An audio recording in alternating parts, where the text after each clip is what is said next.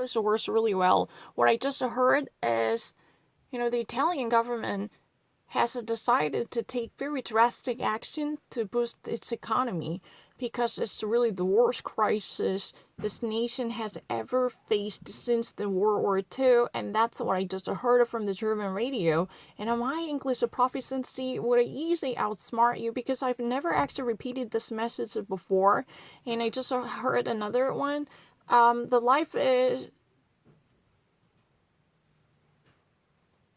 terminated as of now because of the coronavirus. There is no normalcy, which you would have sustained the entertaining events or plays or staged orchestra recitals or anything that might actually pop on the screen, because people would be forced to stay at home and stay in the place where they feel safe as a part of the quarantine.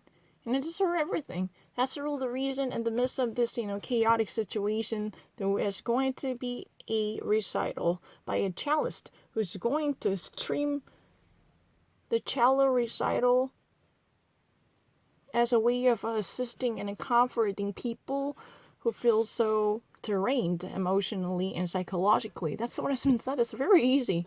I have never personally written down any of the scripts or scenarios that might actually hint at the things that I have to say. It's very easy. Everything has been improvised.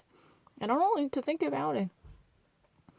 And ever since the breakout of the coronavirus, the Italian economy suffered greatly to chop its performance into half. That's the real reason, as the Prime Minister just announces a message to indicate the gravity of the crisis it has faced. And he truly says that, quote unquote, it is the worst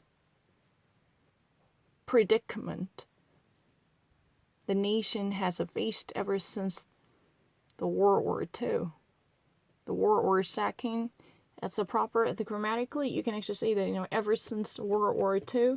If you ever wanted to say that ever since the World War II, you can actually see this. It's really easy. I don't need to think